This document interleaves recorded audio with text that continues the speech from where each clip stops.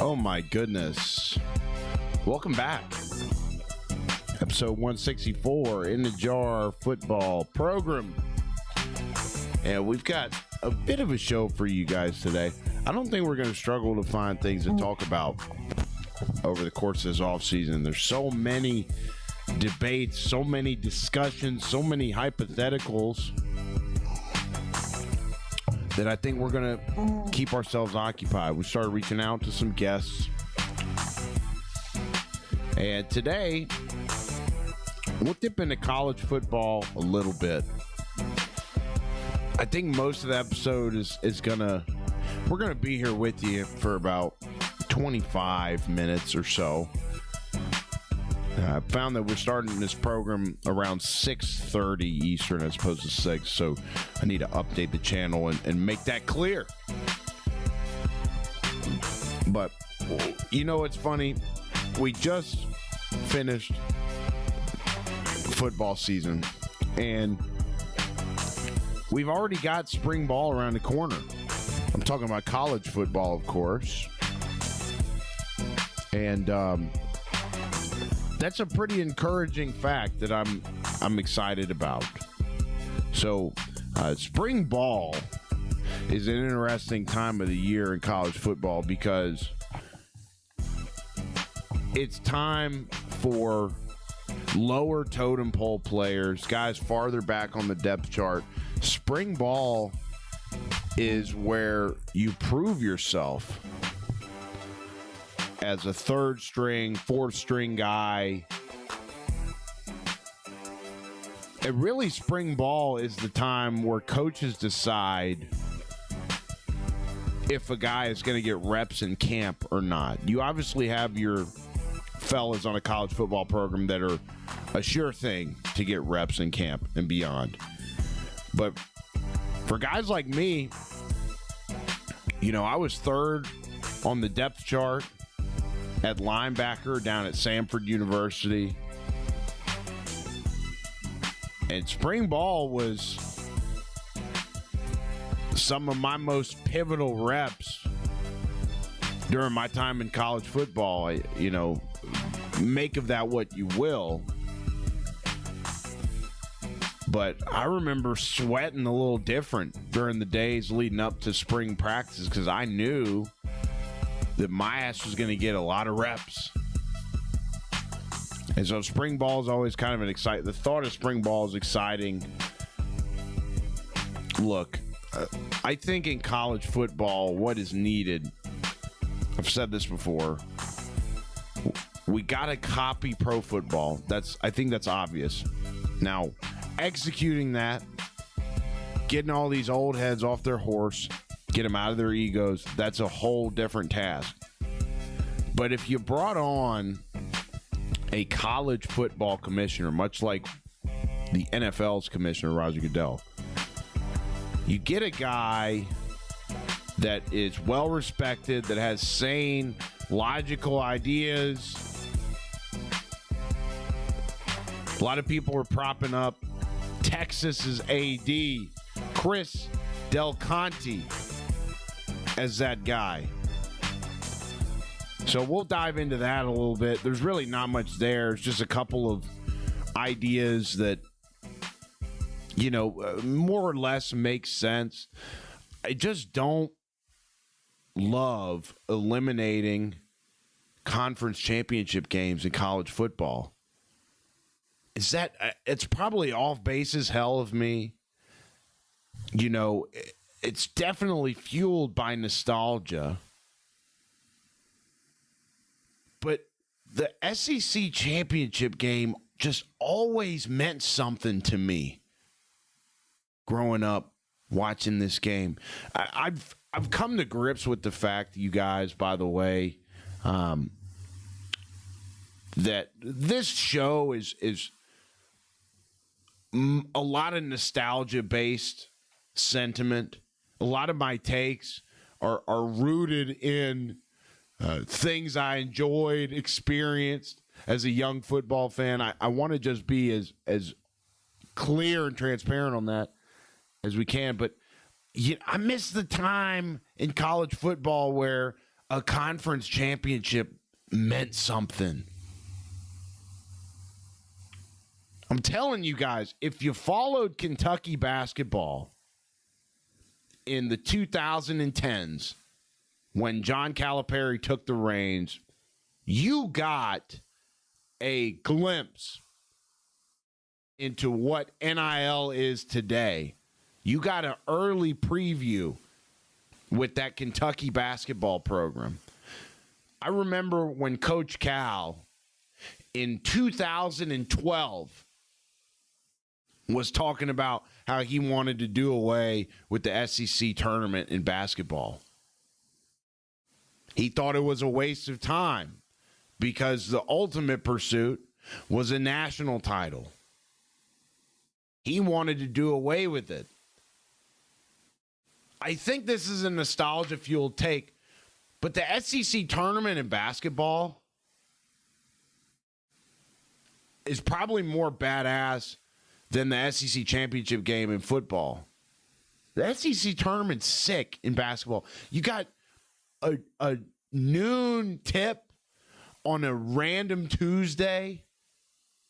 March Madness is happening the week after. There's something in the air.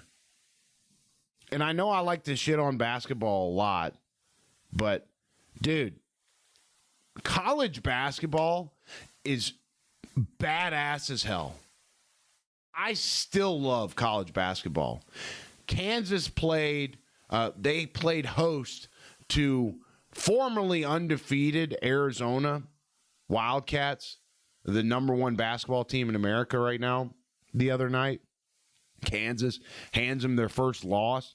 The whole entire arena, Allen Fieldhouse, absolutely bonkers. Ridiculous atmosphere. Energy in the building. These students at the University of Kansas made it so hard on the Arizona Wildcats. Undefeated at the time, Arizona Wildcats. Now they're 23-1. But Kansas's students, the crowd that Kansas basketball had at Allen Fieldhouse on Monday night, won them the game against the best team in America. College basketball is still sick as all hell. It's awesome. Okay, so let's go back to conference championships. Coach Cal back in 2012 said, "We hate preparing for the SEC tournament. We'd rather just pursue a national title." And you fast forward 14 years, here we are in the NIL era of college athletics. It seems like all the NIL discussion is around football. I never hear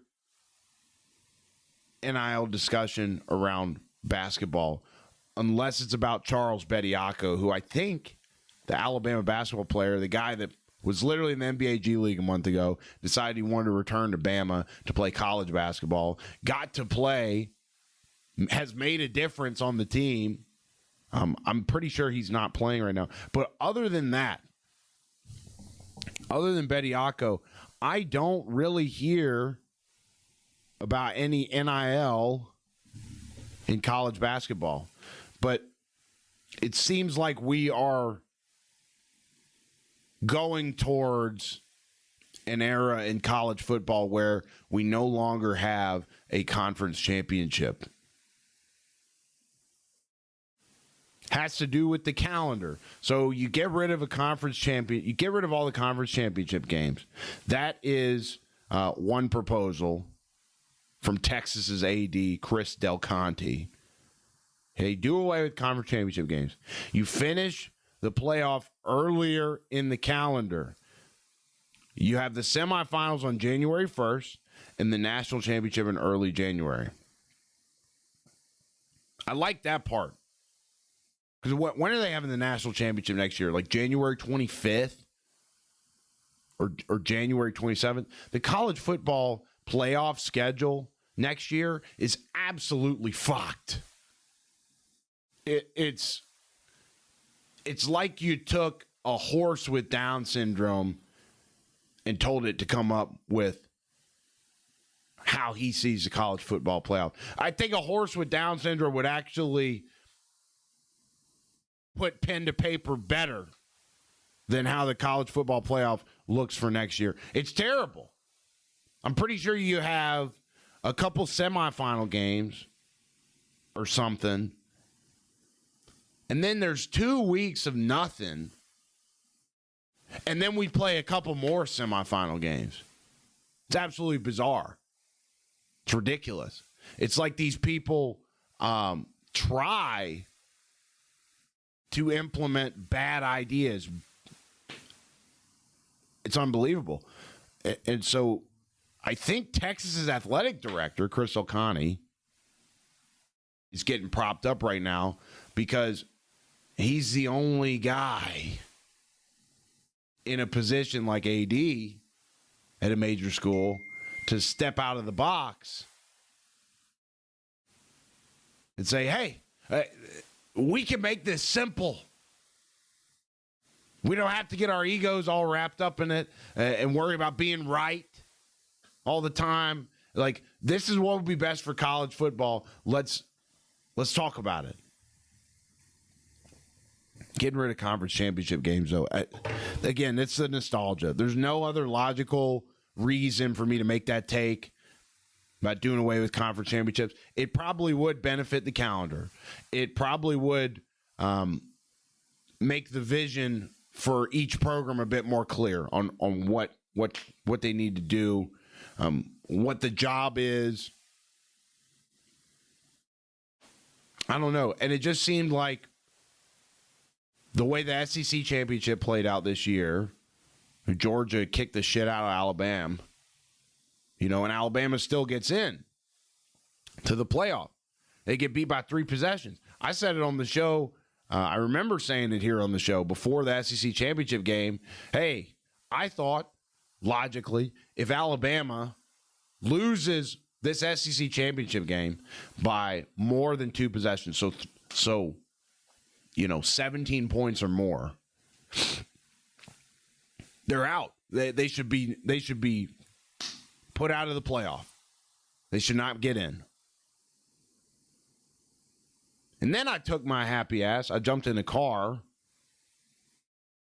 drove from Phoenix to Los Angeles because I thought the Rose Bowl game between Alabama and Indiana was going to be a hell of a game. And Alabama showed the world why they didn't deserve to get in. They played that incredible game against Oklahoma.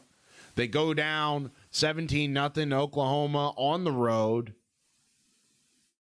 I put in a $50 bet on Alabama just for shits and gigs that paid 7-1, or maybe it was 8-1.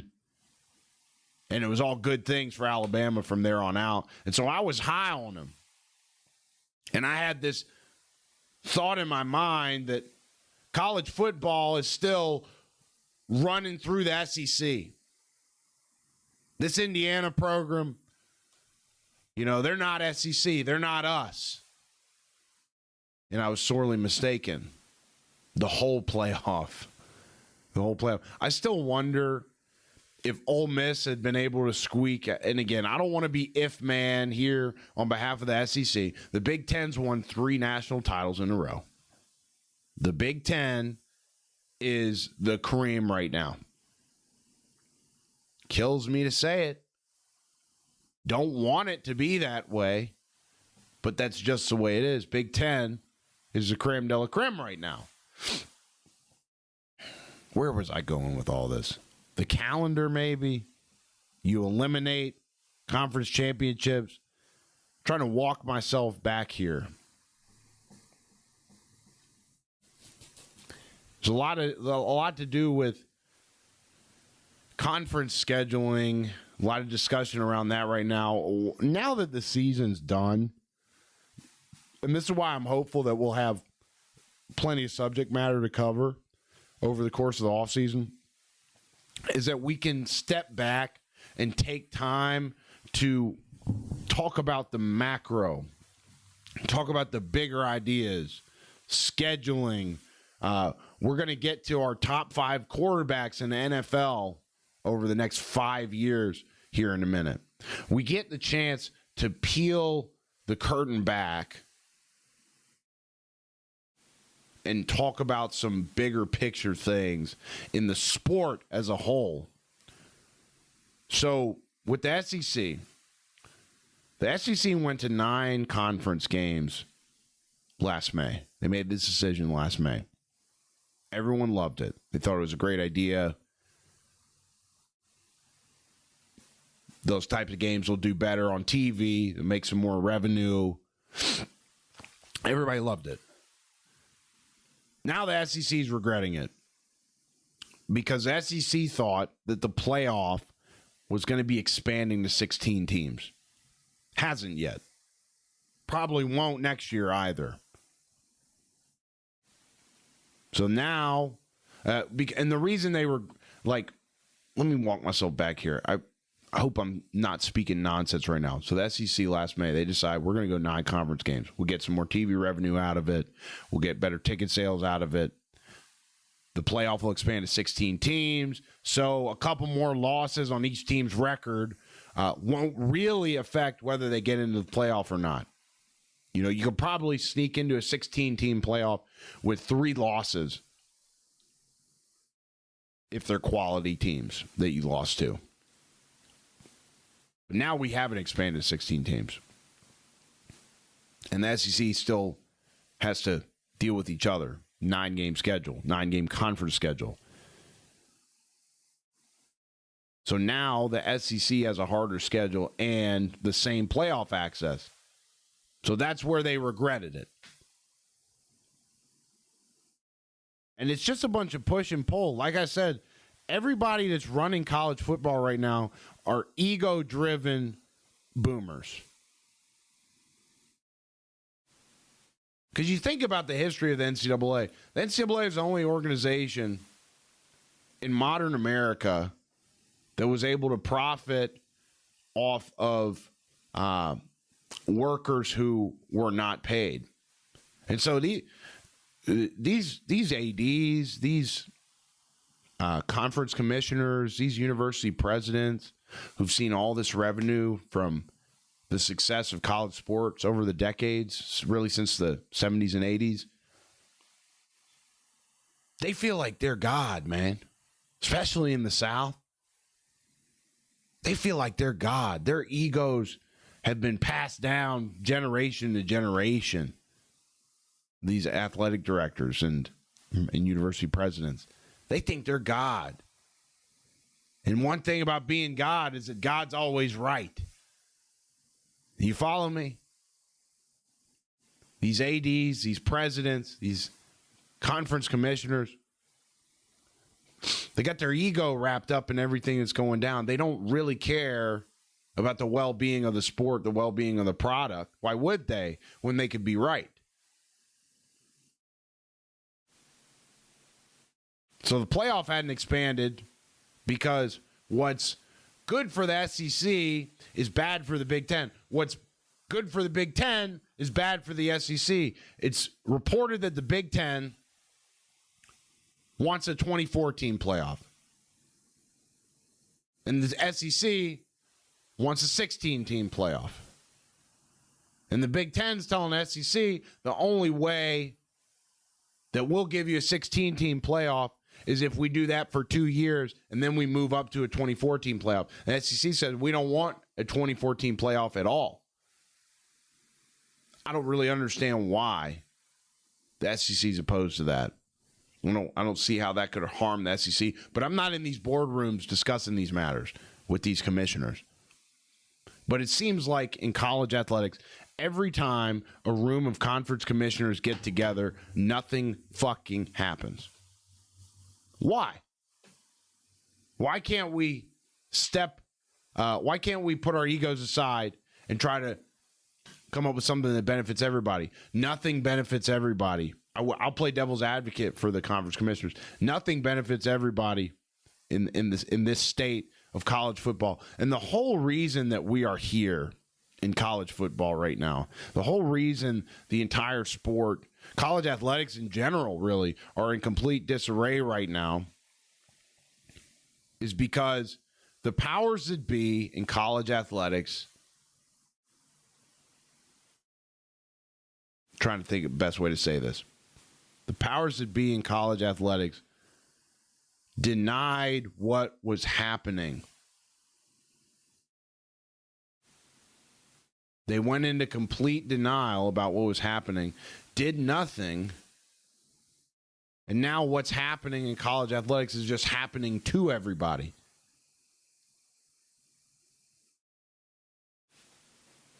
And I'm really still trying to find a way. It makes sense in my head. It makes sense to me how that all happened.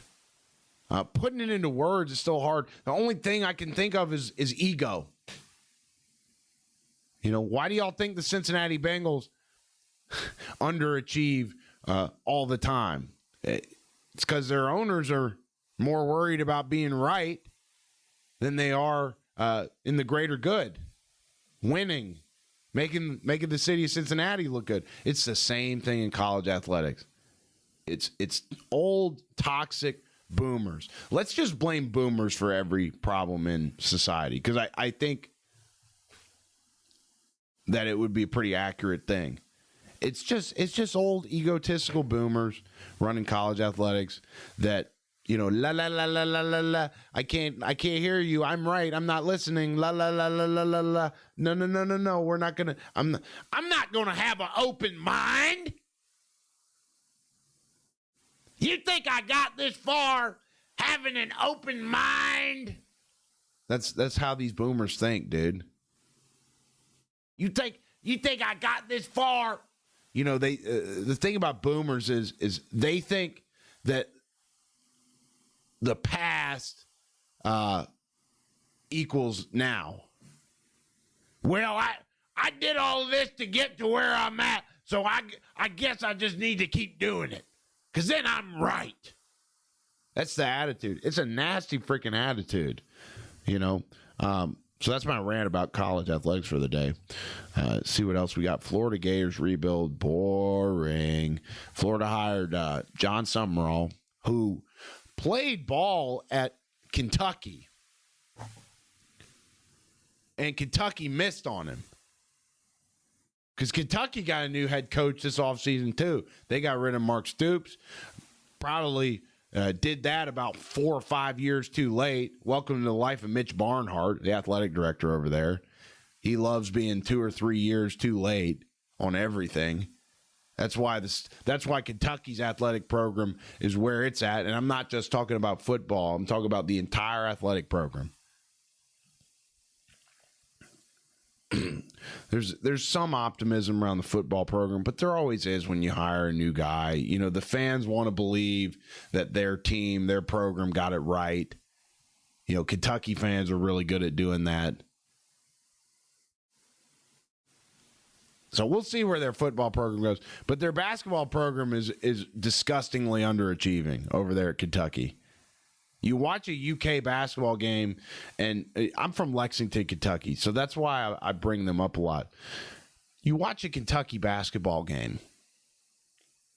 You know, I think they had Oklahoma at home last week.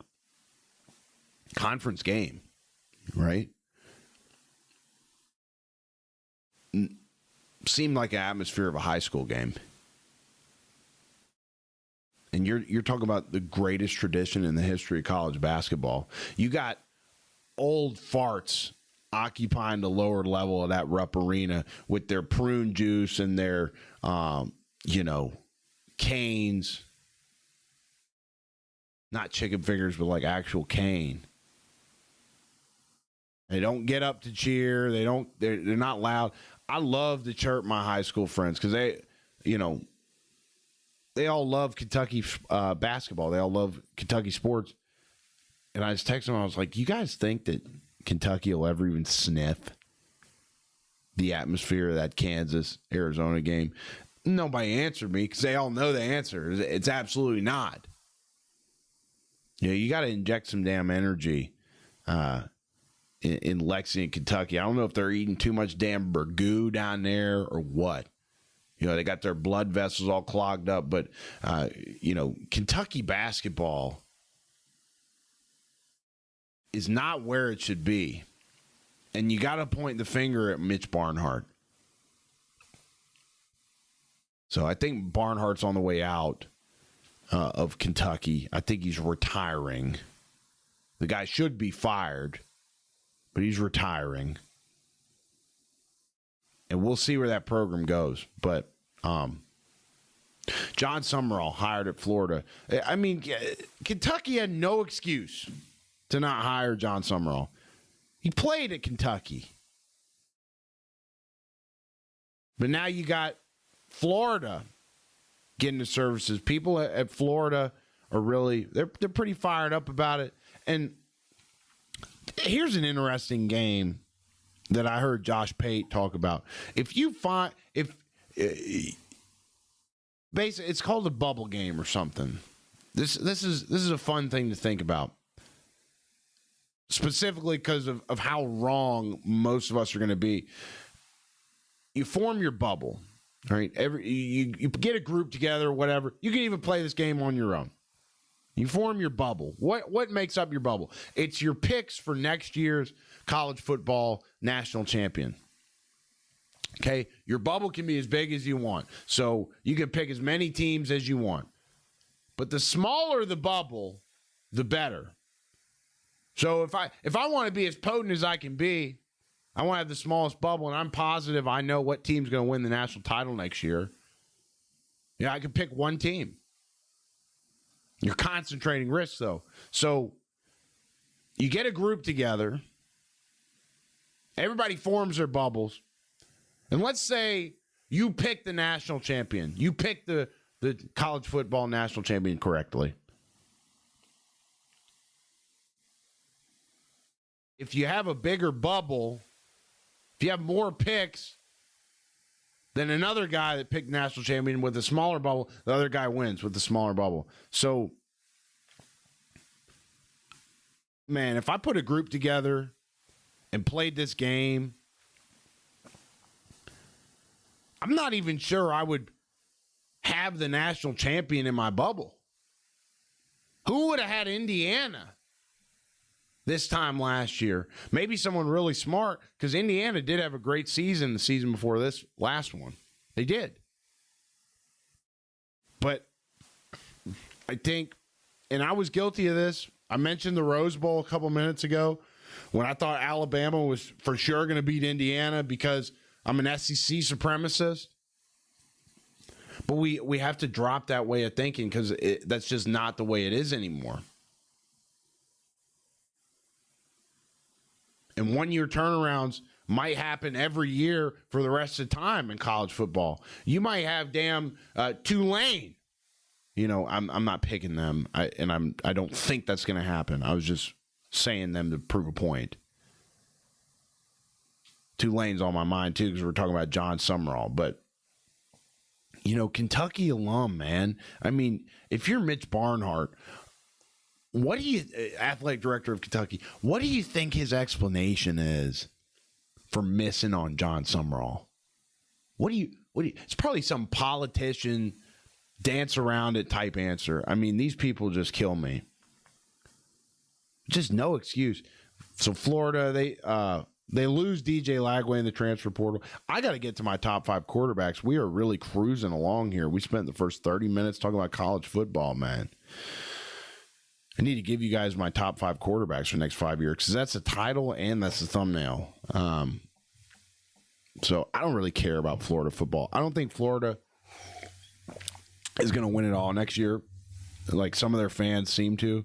They lose DJ Lagway to Baylor. That guy had the best arm in college football, but a lot of times the best arm doesn't equate to the best quarterback. Think about Jamarcus Russell or someone like that. They got a guy named Aaron Foe. It looks like he backed up Haynes King at Georgia Tech.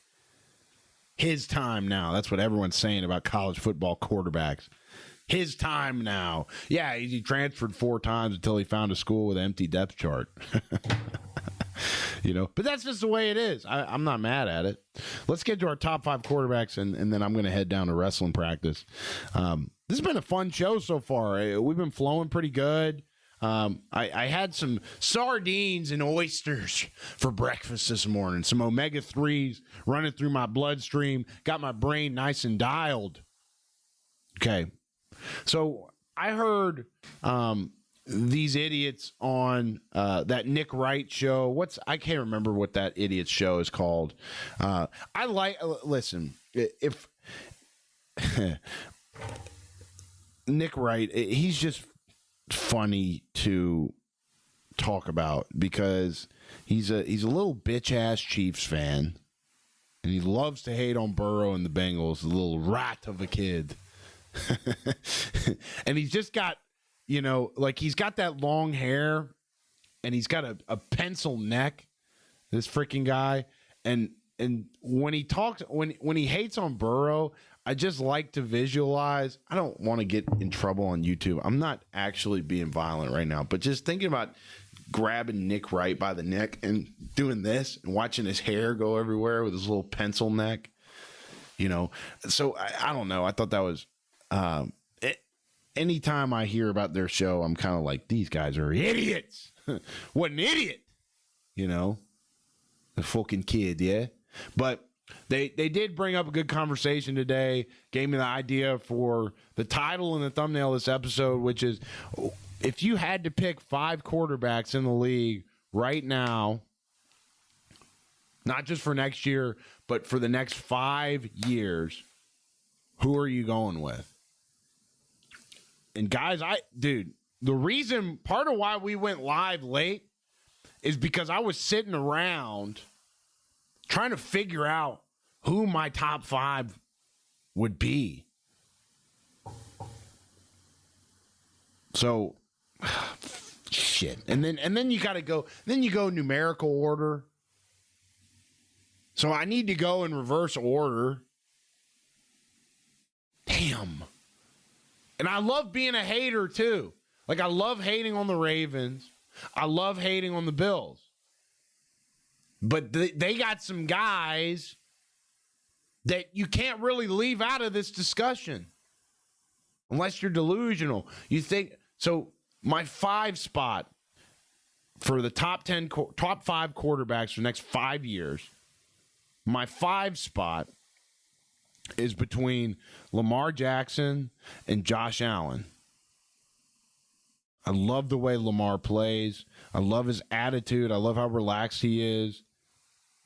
Both of these guys are in my 5 slot because they have not shown an ability to get past the divisional round consistently. They both have similar skill sets. They're great off script. I'm going to give, Lamar is going to be on the outside looking into this discussion. He's going to be my honorable mention at 6. And Josh Allen will be my 5. He will start the conversation at 5. Okay. 4, 3, 2. I know who my 1 is. Okay. Let's put, damn, man. Damn. I don't know if I enjoy this. Okay, so Josh Allen at 5. I mean, damn it. I know who my guys are. I didn't think about how I would numerically rank them. So who's my 4? I know who my top 3 is. And we got Allen at 5.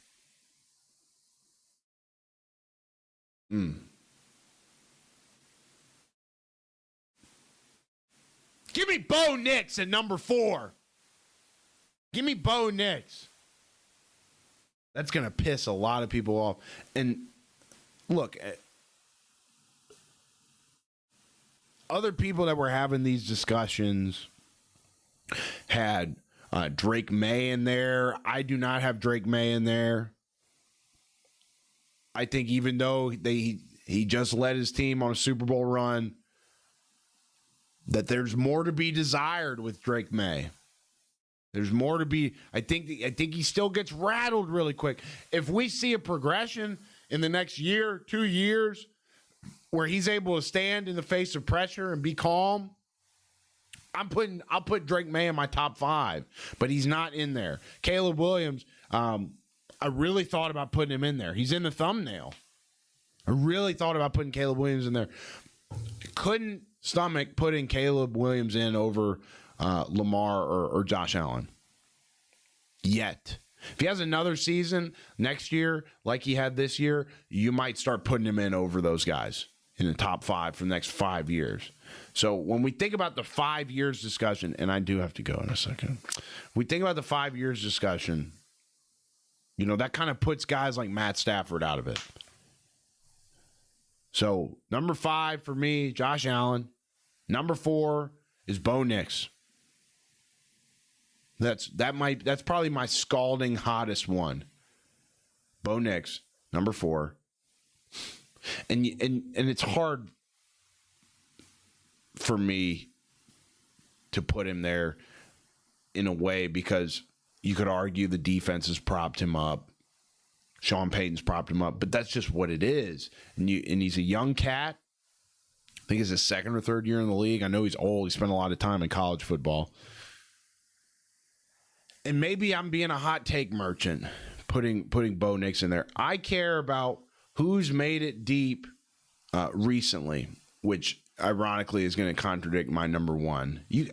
If you guys are a fan of the show, you know exactly who my number 1 is going to be. And there's bias tied up in it, but I also think it's an objective truth. Number 3 is going to be Sam Darnold.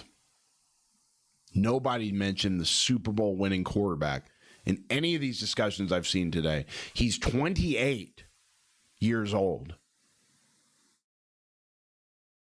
Maybe one of the best stories in recent memory for a quarterback in the NFL, if you like somebody handling adversity, if you like resilience. I don't know why nobody had Sam Darnold in their top 5 quarterbacks for the next 5 years in the NFL. The guy just won the Super Bowl, you smooth brains. Number 3, Sam Darnold. Number 2, Mahomes. Still got some time. Still in a great system. The guy right now is the best of the generation. And really, Mahomes gets that number 2 nod because of what he's accomplished up to this point. And everybody knows who I'm going with for number 1. It's biased a bit, but I also truly believe it is Joe Burrow. I think Joe Burrow is the best quarterback in all of football, pound for pound. I still believe in him. And organizational deficiencies have kept him from being what he really could be. It is a team game. It takes a village. But pound for pound, skill for skill, mental trait for mental trait, my number 1 quarterback in the NFL for the next 5 years is Joe Burrow. Guys, I got to head out. This has been a fun show. I feel like we just clicked record, and we're about 38 minutes in. I'm going to head to wrestling practice. My bones are sore. I feel like spare parts. But that's why you get in the cold plunge. That's why you stretch. That's why you eat good so that you can keep going back, keep training. So I'm going to go and do that right now. But this is a fun show. I hope you guys got something out of it. I got something out of it for sure. And we'll be here for the rest of the week around 6:30 Eastern. Kind of shooting it around. Trying to find big football discussions to have with you each day. Look out for guests. Dude, we're going to have a lot going on this channel. If you don't subscribe, then what the hell are you doing? At least hit the like button. If you don't do either, don't let the door hit your ass on the way out. My name's Dupe. This is my show, In the Jar Football Show, where we're live every single weekday. And that's that. We'll see you guys tomorrow.